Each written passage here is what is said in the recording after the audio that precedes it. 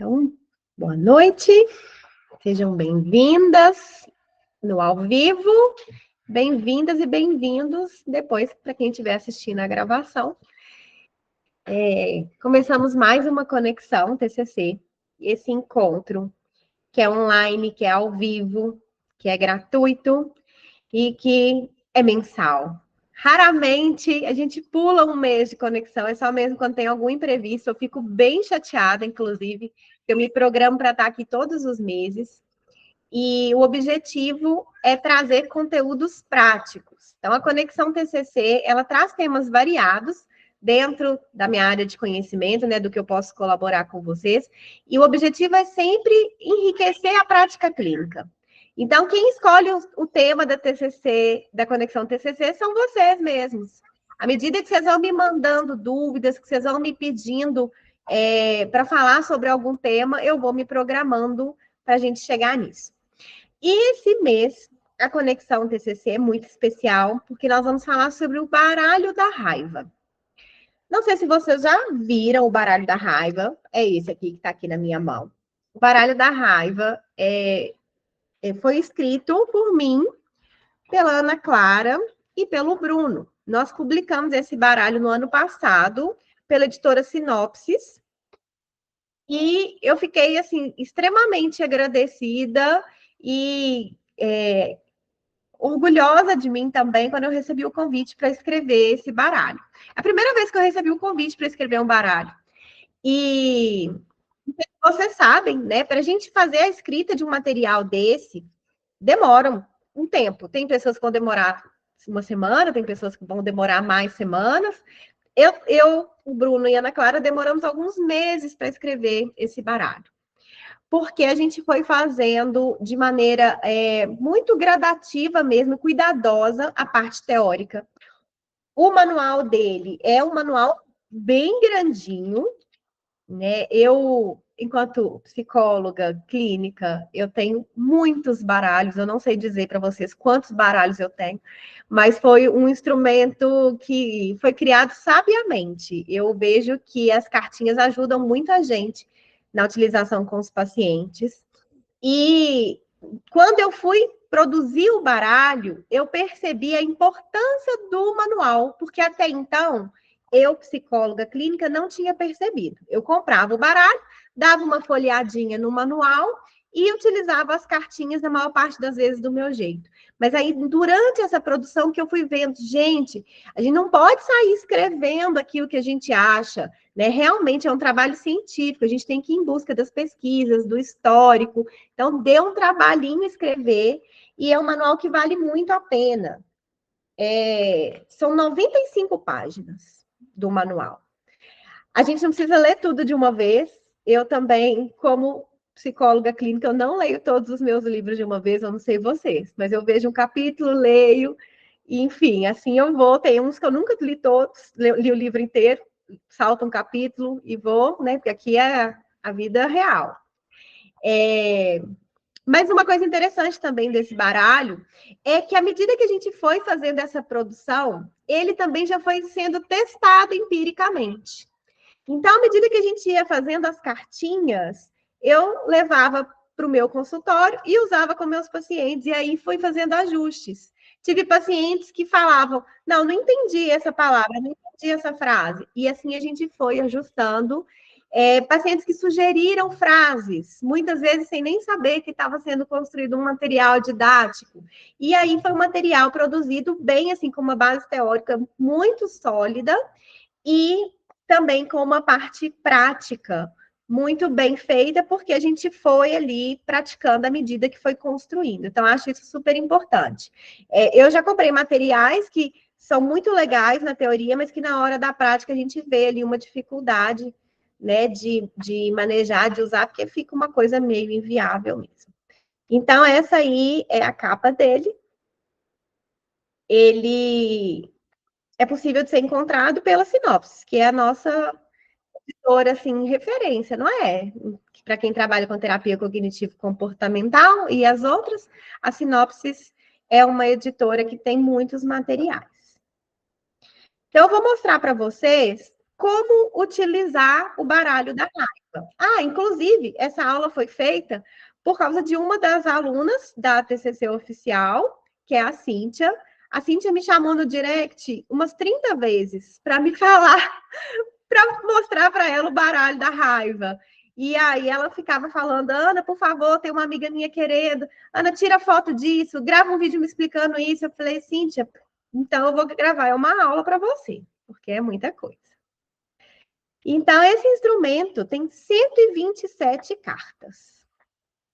E aí, eu vou contar bem a verdade para vocês. Eu tenho utilizado o baralho nos meus atendimentos, mas nesses meses todos que eu tenho utilizado, eu não utilizei as 127 cartas com o mesmo paciente.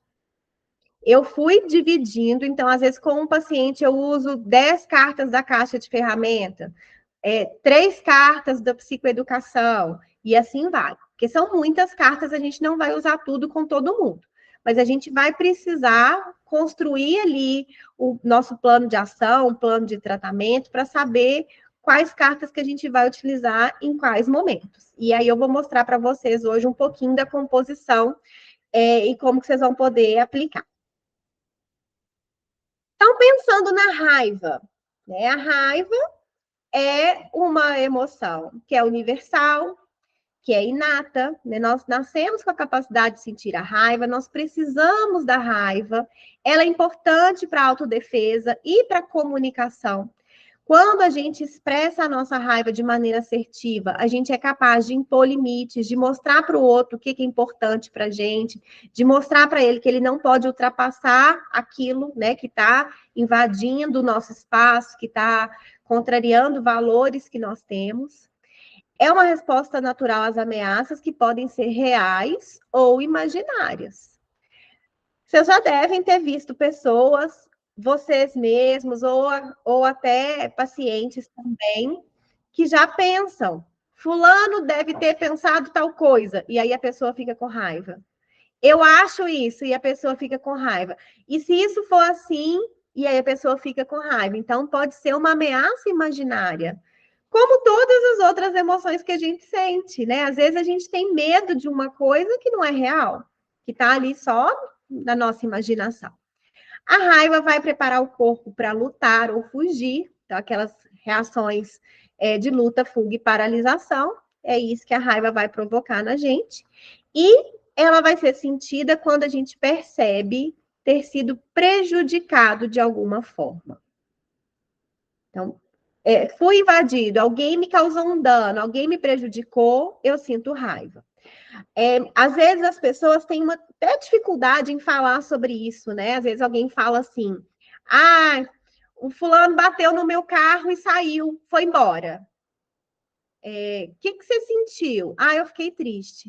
A pessoa às vezes tem dificuldade em falar que sentiu raiva, nós vamos ver aqui por quê, mas tem também a tristeza por trás da raiva. E essas duas emoções podem vir de mãozinhas dadas, a gente vai ter que entender, fazer essa conexão de qual foi a percepção para ver se está combinando com a emoção que a pessoa está descrevendo.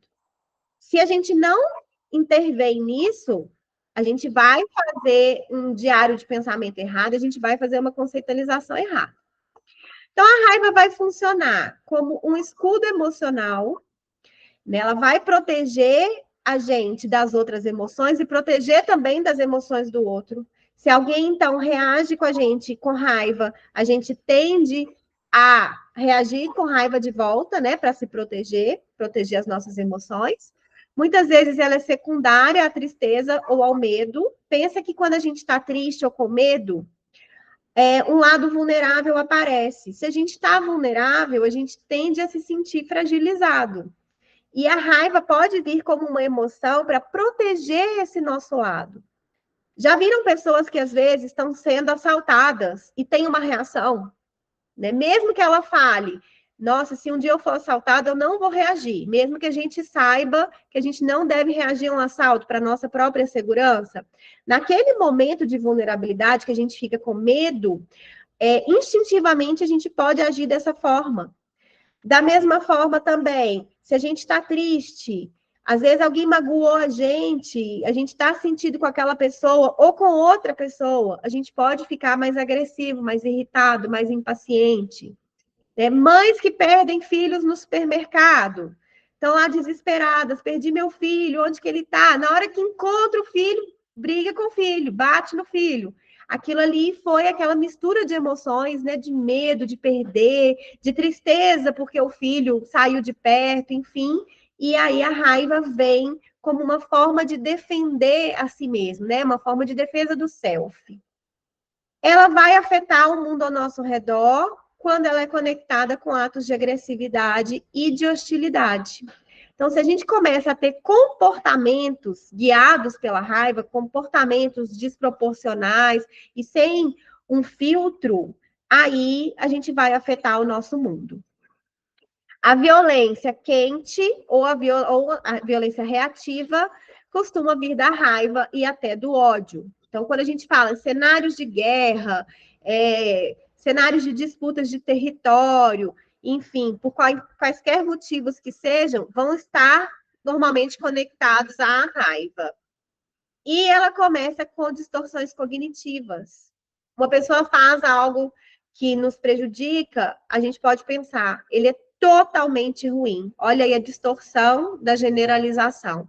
E depois, essa pessoa que é totalmente ruim, né, nessa avaliação incorreta, ela passa a ser vista como uma pessoa que não merece empatia, que não merece cuidado, e, por fim, ela é vista como a corporificação do mal-estar. Então, eu não mereço enxergar o mundo pelos olhos dessa pessoa, porque ela é uma pessoa totalmente ruim, e ela é responsável por tudo de ruim que está acontecendo comigo. Se alguém, então, causa um dano, um prejuízo, e isso não é avaliado de maneira adequada, o nosso paciente, a gente mesmo, e as pessoas que a gente conhece, podem vir a agir dessa maneira, de generalizar tudo. Todo o problema que eu tenho é porque aquela pessoa me prejudicou. Estão identificando pessoas aí? E essa parte do referencial teórico, quem nos contou foi o Aaron Beck, ele mesmo, que no ano 2000 escreveu um livro, e esse livro não foi traduzido para o português. Então, a gente só tem esse livro em inglês, mas ele fala muito sobre a importância da raiva e do manejo da raiva também. Então, para quem gosta mesmo de TCC, fique sabendo aí que o Aaron Beck, que é nosso mentor, né, também se identifica muito com a importância do manejo dessa emoção. Bom, a cultura, né, que a gente tem de controle e contenção da raiva ganhou força. A gente tem, às vezes, uma ideia social, né, de que raiva é perigosa, é errada, é não civilizada, é vergonhosa. Por isso que muitas pessoas têm dificuldade em falar que estão com raiva. Né? Se a gente vai intervir muitas vezes com o paciente, fala, mas você ficou com raiva? E ele já, não, eu fiquei chateado. Eu não vou ficar com raiva da minha esposa, eu não vou ficar com raiva da minha irmã, pessoas que sempre me ajudaram muito. Não, eu sou muito grata a tudo que ela fez por mim. Então, as pessoas às vezes têm medo, vergonha de falar sobre a raiva e de sentir a raiva por causa dessa ideia. Né? E essa ideia veio muito dessa parte da violência. Então, se a pessoa está sentindo raiva, ela é violenta. E aí as pessoas têm esse medo de demonstrar de uma maneira assertiva e até mesmo de admitir que sentem a raiva. Só que, na tentativa de suprimir essa raiva, a gente pode ter prejuízos para a saúde física mesmo, né? Então, problemas de estômago, problemas cardíacos também já foram comprovados, dependências, né? Então, a pessoa está ali suprimindo a raiva e aí ela passa a ser dependente de álcool. Enfim, já tem estudos que comprovam toda essa relação. Pode ter prejuízo para a saúde mental também, e vai ser o combustível para explosões desproporcionais. Então, a pessoa vai juntando, juntando, juntando, e de repente, por causa de uma coisa pequena, ela vai lá e explode, às vezes não sabia por quê, mas é por isso, né? Porque fica ali guardando as coisas e, de repente, perde o controle da emoção. E tem também aquelas pessoas que ficam mal-humoradas na maior parte do tempo, estão o tempo todo poliqueixosas, porque estão também guardando sensações e interpretações relacionadas à raiva e não conseguem expressar. Então, ficam aquelas pessoas que ficam o dia inteiro ali, mal-humoradas, reclamando, pessimistas, já agindo com a raiva como um padrão cognitivo, emocional e comportamental. Então, quando a gente olha para a raiva como um todo, a gente pode identificar as necessidades que ela representa. Olhar para a raiva só como uma emoção que pode gerar hostilidade, que pode gerar violência, não é olhar como um todo. Se a gente olha só para isso, a nossa tendência inicial vai ser mesmo colocar limite. Né? Pensa, então, uma mãe que está vendo a criança fazer birra, ou bater, ou gritar, jogar as coisas. Se ela não enxergar a raiva como um todo, o que tem por trás ali daquela emoção, ela vai só colocar a criança de castigo para ela se comportar. E da mesma forma, nós adultos. Se a gente está conversando com alguém e começa uma discussão e a pessoa grita com a gente, enfim, se a gente não enxerga por trás daquele comportamento, a gente vai gritar de volta, a gente vai dar um gelo, a gente vai, né, cortar laços com a pessoa, bloquear, enfim.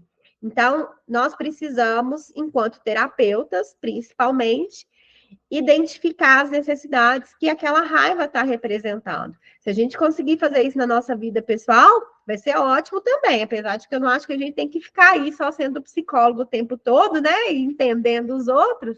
A gente pode indicar os parentes para terapia, mas com os nossos pacientes é impossível a gente não avaliar a raiva como um todo. E ela vai falar da tentativa de preservar os valores e a possibilidade de reparar injustiças. Nesse ponto, a gente vê também uma das utilidades da raiva. Porque se a pessoa está tentando preservar os seus valores, isso mostra que ela está lutando por ela mesma, que ela não desistiu dela. Então, mostra aí uma capacidade também de se gostar, de se amar e de fazer aquilo que tem que ser feito por ela mesma. O que vai precisar é o ajuste para ser uma expressão adequada. E agora eu vou mostrar aqui os 15 passos que a gente tem no baralho da raiva. Nós temos, então, vocês já viram, né, como é um baralho. Então, a gente tem aqui o baralho. Aqui dentro tem as caixinhas com as cartas. Nós temos os cartões, que são cartas maiores. Ó, vou mostrar para vocês. Cartas maiores. E temos cartinhas que são menores. Atrás de cada cartinha tem escrito aqui o que ela é. Desses cartões, a gente tem os cartões de psicoeducação. Esses cartões vão falar mesmo sobre o que é a raiva, explicar para o nosso paciente. Só que eles não são exatamente frases, eles têm perguntas. Então, a gente vai ler e vai explorar os cartões de psicoeducação. Por exemplo, tem uma pergunta aqui: existem pessoas que nunca sentem raiva? A gente vai perguntar isso para o nosso paciente, o que ele acha. E aqui tem uma resposta que explica se existem pessoas que nunca sentem raiva. A gente tem outra pergunta. Caso eu aja de forma agressiva, já era. É melhor evitar aquela pessoa para sempre. É verdade? É falso? O que você pensa sobre essa frase? E assim a gente vai explorando. Pode ser numa forma de jogo, pode ser lendo, sorteando aleatoriamente, ou a gente pode escolher as cartas, tá? A gente vai, então, registrar as respostas no formulário. Junto com o baralho, a gente tem aquele link, né, que a gente entra lá e a Sinopsis envia os formulários em PDF. A gente vai fazer escrever a resposta no formulário, justamente para nossa cabeça depois não falhar e a gente lembrar o que foi que o paciente respondeu, como que isso foi discutido. A gente vai pegar aquelas situações que foram mais significativas para aquela pessoa e explorar de uma maneira mais profunda uma ou mais situações, utilizando o formulário do automonitoramento. Então, a gente tem o automonitoramento da psicoeducação, da raiva e dos pensamentos, tá? Também disponível em PDF. Depois, a gente vai ver as cartinhas de crença sobre a raiva. Eu vou falar com vocês mais sobre as crenças também. Vamos registrar no formulário. Também vamos ver as cartas de distorções cognitivas e registrar no formulário.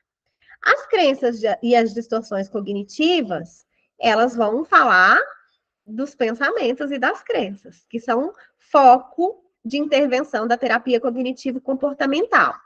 Então, pensamentos comuns que a gente tem quando a gente fala de raiva. Fui prejudicado de alguma maneira por essa pessoa e a culpa dos meus sentimentos é dela. Um outro pensamento comum. A agressão ou a hostilidade que eu sofri foi intencional, sem justificativa. Ele não tinha motivo para fazer isso. Quem fez isso comigo deve ser punido e eliminado. Então, esses são pensamentos comuns para a raiva. Depois dos pensamentos, a gente tem crenças intermediárias, que são as regras, que também são comuns às pessoas que sentem raiva de maneira mais rotineira. Então, olha as regras que essas pessoas podem ter. As pessoas têm que me respeitar sempre. As pessoas deveriam ser sensíveis às minhas necessidades. As pessoas deveriam fazer o que eu peço a elas. A gente tem cartinhas com diversas crenças sobre raiva, e a gente pode ir lendo com os nossos pacientes e ele fazendo uma avaliação, se aquilo é verdadeiro ou não para ele, a frequência que acontece, a gente tem essa ficha de automonitoramento. O quanto é significativo. Então, tem aqui, por exemplo, olha, sou mais irritado que as outras pessoas, as pessoas me provocam, meu ambiente de trabalho é muito hostil. A gente vai explorando, então, as cartinhas de crenças. E temos crenças centrais relativas à raiva. Por exemplo, sou uma falha e fraco. Sou pouco digno de amor. Sou inferior às outras pessoas. Então, com essas informações, a gente já começa a fazer uma conceitualização cognitiva bem completinha sobre a raiva, para a gente depois saber quais são as crenças, as estratégias, né, comportamentais e as estratégias compensatórias que estão ali e que vão precisar da nossa intervenção. Então, aqui no baralho, a gente tem as pistas dessas crenças, as crenças intermediárias e os pensamentos mais comuns. Isso vai ajudar a gente na avaliação e na psicoeducação. Muitas vezes o nosso paciente não sabe dizer quais foram os pensamentos que ele teve diante das situações. E aí a gente já tendo as cartinhas com sugestões, ele pode avaliar a partir delas. E é claro, se de repente ele vai dizer, não, isso não faz sentido para mim, mas eu penso dessa forma. Aí a gente vai acrescentar aqui, porque, logicamente, não tem jeito a gente colocar todos os pensamentos existentes no mundo. Mas isso aqui já dá uma boa base, já ajuda bastante. Aí, então as cartinhas, ó, as de psicoeducação e a caixa de ferramentas correspondem às cartinhas de intervenções. Nós não chegamos lá ainda, só deixei aí para mostrar para vocês que essas são as cartas maiores, tá? Tem aqui, então, escrito psicoeducação e algumas vão estar escrito caixa de ferramentas, que tem as técnicas. Ah, no manual tem uma coisa bem legal. Vou falar daqui a pouco. Vou falar agora, senão eu vou esquecer. Mas na caixa de ferramenta é descrito se aquela técnica é cognitiva, comportamental, se é uma técnica emocional, para a gente saber também onde que a gente está fazendo as intervenções, né? Em quais aspectos. Nono passo, vamos apresentar as cartas de reações fisiológicas. Vou passar para cá para depois voltar. As reações fisiológicas da raiva, então, são muito comuns. Muitos pacientes chegam com essa queixa de reação fisiológica intensa, exacerbada. A gente vai trabalhar com as técnicas para regulação fisiológica. O mais comum que a gente encontra, né, são náusea, sudorese, tensão, o coração e respiração acelerado, o tremor. Essas reações, elas possibilitam a reação de defesa. Então, o coração vai disparar para bombear sangue mais rápido, para o nosso corpo ter força para lutar ou para fugir, porque ele está diante de uma ameaça, né? Que pode ser real ou imaginária, então o corpo se prepara para lutar ou fugir. E essas reações fisiológicas, então, elas são necessárias quando a gente vem pensando no Homem das Cavernas, né? Em termos evolutivos, a gente precisava dessas reações, porém, para hoje em dia, que a gente não vai precisar lutar e fugir de verdade, né, ao pé da letra, essas reações fisiológicas podem ser prejudiciais, porque elas vão intervir na tomada de decisões, elas podem ser responsáveis pela perda do controle e comportamentos precipitados e agressivos. Se a gente está naquele estado ali fisiológico, dificilmente a gente vai conseguir parar e pensar, a gente vai só reagir. Por isso que a gente tem que pensar também que a raiva não é uma emoção que precisa de controle apenas. Ela é uma emoção que precisa ser extravasada de alguma forma. E aqui no baralho a gente vai ver técnicas para extravasar as emoções e técnicas para a gente não chegar nessa reação fisiológica intensa. Quando o paciente consegue identificar o início da reação fisiológica, ele consegue interromper antes que chegue nesse ponto da perda de controle. E então, o 10º passo, depois que a gente identificou com o paciente as reações fisiológicas, a gente também registra no formulário. Depois a gente vai apresentar para ele as cartinhas de comportamento. Comportamento são as coisas que são feitas, né? Então, temos aqui as cartinhas de sensações fisiológicas e aqui as cartas de comportamento. Por exemplo, o que você faz quando você está com raiva? Você se afasta da situação, você pensa antes de agir, manter a calma, gritar ou xingar. Então, tem várias cartinhas falando o que normalmente as pessoas fazem e o que a gente espera, o que a gente gostaria de fazer. Vamos registrar no formulário a frequência e a intensidade desses comportamentos. Quero mostrar aqui para vocês, depois eu vou voltar aqui para a gente ver os outros passos. Olha só, os comportamentos geralmente partem de 2 ciclos. Esse é o primeiro ciclo, né, de agressão e hostilidade. Então, tem uma situação que desencadeia um estressor e vem aquele pensamento, fui prejudicado. E aí vem a raiva e a mobilização para atacar. Olha aí o modelo cognitivo todo explicado nesse ciclo, né? E aí a mobilização para atacar pode agravar a raiva, pode aumentar o pensamento e gerar ali os outros comportamentos que vão ser inadequados. Outra situação que faz parte de um ciclo de raiva, e aí agora não com esse pensamento de fui prejudicado, é o ciclo de tristeza e ansiedade. Então, a gente tem uma situação que gera tristeza ou ansiedade, a raiva vem como protetora desse lado vulnerável, e a tendência, então, é culpar o outro para evitar se sentir mal e vulnerável. E aí vem a raiva, a hostilidade e a agressão da mesma forma. Isso significa, né, que eu sou menos querida e eu tenho uma crença ali de defectividade, desvalor e desamor. Então, a raiva entra aqui como uma protetora, mas aí essa crença aumenta a raiva. E a gente entra naquele ciclo disfuncional também que nós já conhecemos. E nós vamos intervir como a gente faz intervenções nas outras emoções e nas outras situações. A gente vai intervir na regulação da emoção, nos pensamentos, né, nas cognições e crenças, e também nos comportamentos. Para isso, a gente vai ter as cartinhas dos comportamentos, para a gente ver qual comportamento a gente consegue modificar com as nossas técnicas, que estão presentes na caixa de ferramentas. Então, a gente tem aqui as técnicas comportamentais, que a gente vai utilizar quando a gente identificar quais são os comportamentos. Temos 2 mecanismos naturais de controle da raiva. que são a vergonha e a culpa. Muitas vezes a gente sente raiva, ou o nosso paciente sente raiva, e ele não reage porque ele pensa: o que os outros vão pensar de mim?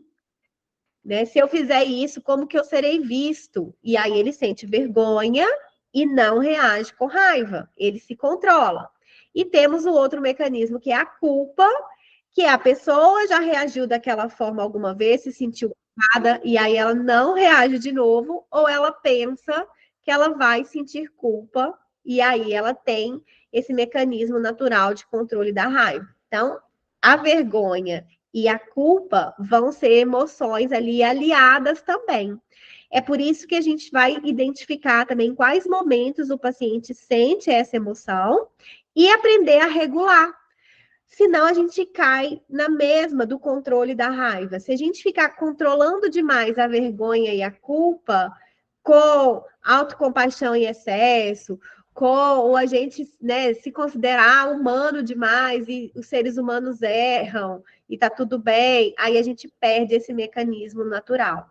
Então a gente vai regular a vergonha e a culpa na medida exata para a gente conseguir uma expressão adequada da raiva também.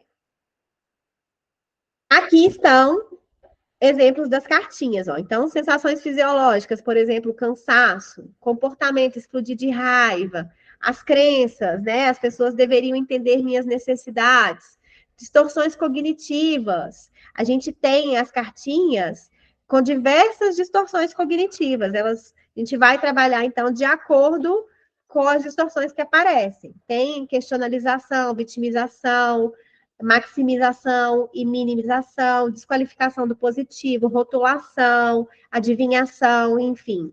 A gente vai trabalhar aqui as distorções voltadas para a raiva.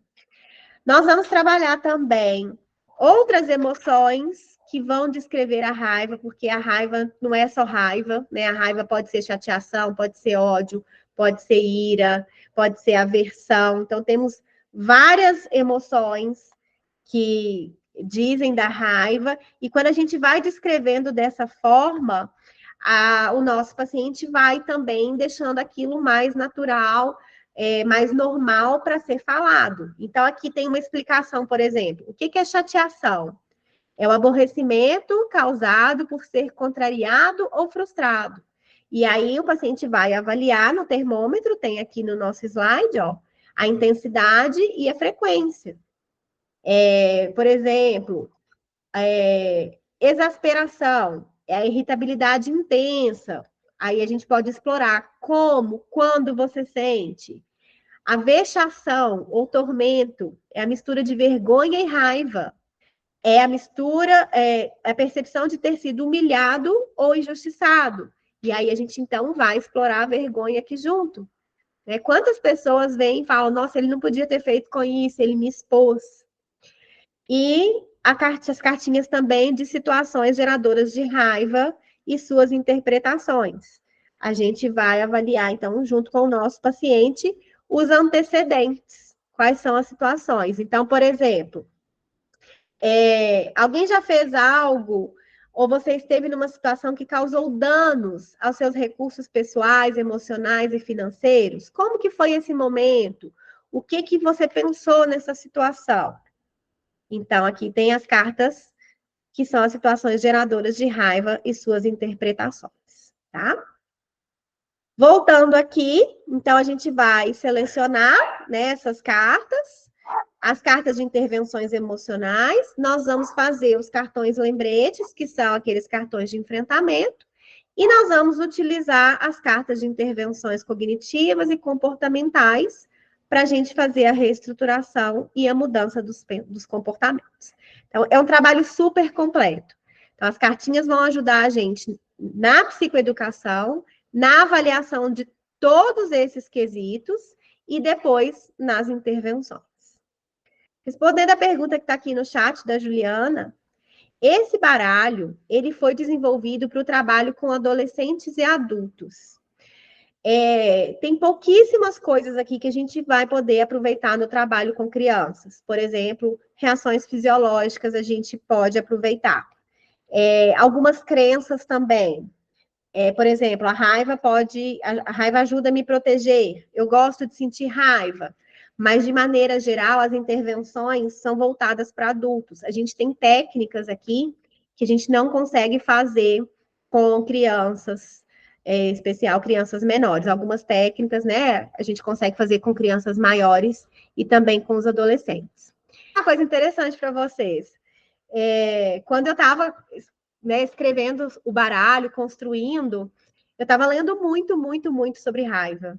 E aí, eu às vezes ficava muito imersa ali naquele conteúdo e direto eu assustava. Eu estava com raiva. Eu estava numa tensão, sabe? Eu estava muito tensa mesmo, assim, músculos tensos, meu rosto. Eu estava sentindo aquilo. E aí eu fui lendo as pesquisas, né? Quando a gente fica muito tempo falando de uma emoção, a gente tende a sentir essa emoção também. Então, quando vocês forem fazer as intervenções com os pacientes, não finalizem com a raiva.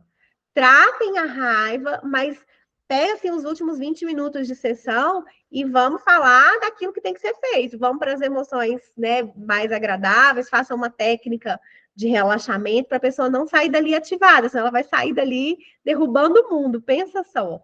E vocês também. Quando estiverem tratando, lendo sobre a raiva, façam pequenas pausas e se recuperem, tá? Sentir aqui na prática. Olha só os nossos formulários, eles são bem interativos mesmo, como eu falei com vocês, foram utilizados na prática antes de serem anexados ao baralho. Quem já faz parte da TCC oficial e da TCC para crianças e adolescentes sabe o quanto eu gosto dos recursos terapêuticos, e essa parte do baralho eu assumi assim bastante. Claro que teve a participação do Bruno e da Ana Clara também, mas eu tomei bastante iniciativa para produzir esses materiais, porque eu acho que é muito importante, facilita muito o nosso registro, o nosso trabalho, e até mesmo quando a gente vai mostrar esses materiais para o nosso paciente, quando eles são, assim, visivelmente atraentes, né? Então, a gente tem os anexos, e nós vamos preenchendo aí em formato de tabela, a gente tem as reguinhas também. Tem vários outros. Claro, né, gente, que por questões de direitos autorais eu não posso mostrar aqui, até em respeito à sinopse. E depois, então, a gente vai ter as cartinhas, né, de ferramentas. Então, por exemplo, desenho emocional, é uma técnica emocional. Aí vem explicando aqui com detalhes, um passo a passo, do que a gente vai falar com o nosso paciente, para ele fazer ali durante as sessões. E tem técnicas também que ele pode fazer como plano de ação, técnicas para fazer em casa. Então, tem técnica das regras, por exemplo, né, que é uma técnica mais cognitiva, técnica do diário da gratidão, técnica da comunicação assertiva, e assim a gente tem aqui muitas mesmo, ó, técnicas, tá? Que a gente pode utilizar com os nossos pacientes. E é isso. Esse é o baralho da raiva. É um instrumento que foi assim feito mesmo com muito carinho para vocês. Ah, tem mais aqui, ó, mais anexos. Anexos do baralho, as emoções pelo corpo. Ah, um anexo, ó, que bonitinho. É o cartão de enfrentamento, para a gente imprimir e colocar aí o nosso cartão de enfrentamento para a raiva. O cartão de enfrentamento a gente pode fazer em qualquer papelzinho mesmo, às vezes até no bloco de notas, enfim, mas nós também fizemos aí um cartãozinho sobre isso. Então, quero convidar vocês para conhecer a TCC Oficial, é claro, para participar dessa aula que nós vamos ter sobre raiva, intervenções com crianças e adolescentes. Mas antes disso tudo, eu quero ouvir de vocês se tem dúvidas, se eu passei muito rápido por algum material, comentários, se vocês já têm o baralho, como que está sendo, enfim.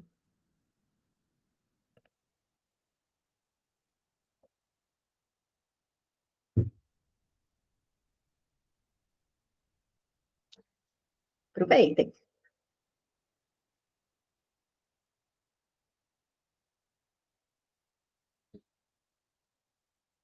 Nada, nada, nada? Oi, Ana. Oi, Verinha.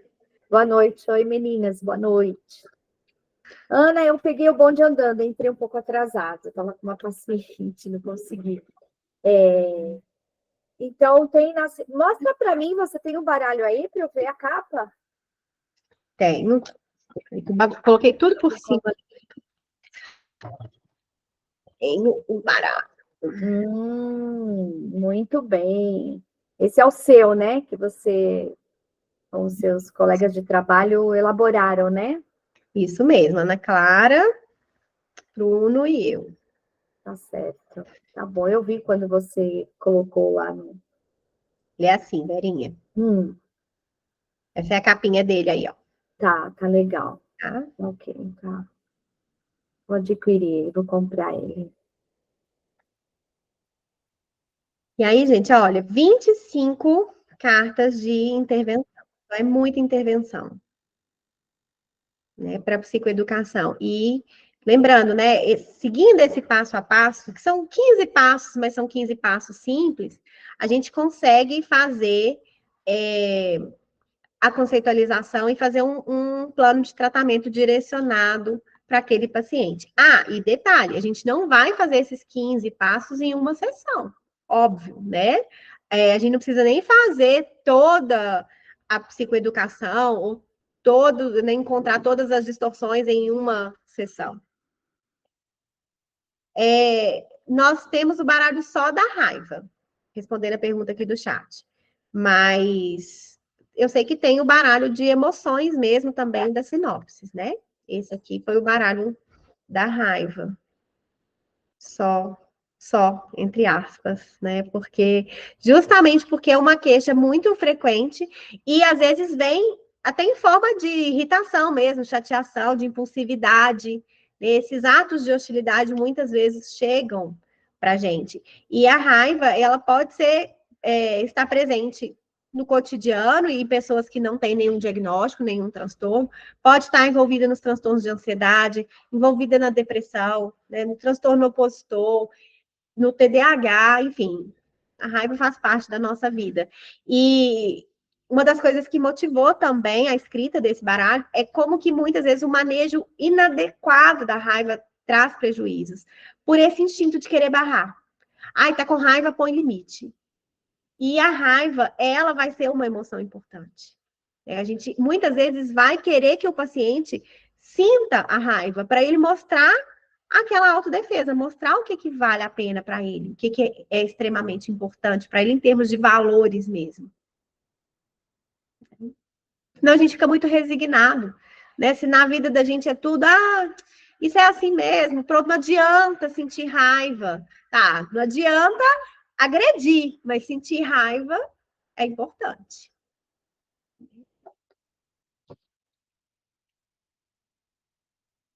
Vocês têm mais alguma dúvida? Querem que eu mostre mais alguma cartinha? Vocês ficaram sem entender ou querem mais exemplos?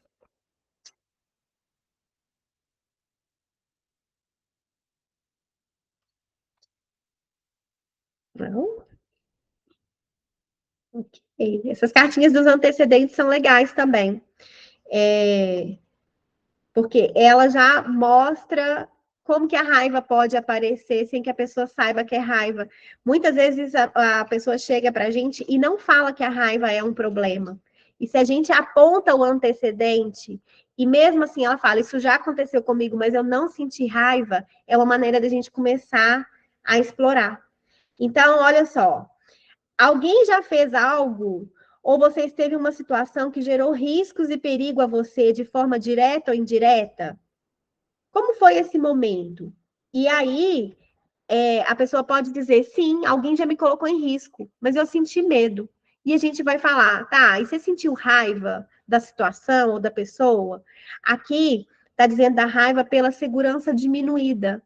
Quando a gente sente que a gente não está seguro, e aí aciona lá o medo e a vulnerabilidade, e a gente pode sentir raiva. Então, a gente vai ver o quanto essa pessoa está sentindo a raiva de maneira adequada, o quanto está exagerado e o quanto não está sentindo nada. Não, eu só senti medo, eu não senti raiva porque a pessoa me colocou em risco. A gente tem também quando tem uma autoestima diminuída. Por exemplo, alguém já fez algo ou você esteve numa situação que causou danos à sua autopercepção? Por exemplo, críticas e desrespeito. Então, alguém já te expôs, te desrespeitou e aquilo ali afetou sua autoestima? Né? Como que você sentiu? Se a pessoa tiver sentido só tristeza, ela está resignada, né? Eu sou assim mesmo, eu mereço ser criticada. Se ela sente raiva, aí está mostrando que essa raiva pode estar adequada, dependendo do comportamento que vem depois. E assim vai. Temos relacionados a relações diminuídas, recursos de enfrentamento diminuídos, a eficácia diminuída, liberdade diminuída. Então, quando alguém se sente com pouca liberdade, pode sentir raiva. No exemplo aqui da pergunta, você já teve numa situação que você se sentiu controlado e manipulado? Como que foi?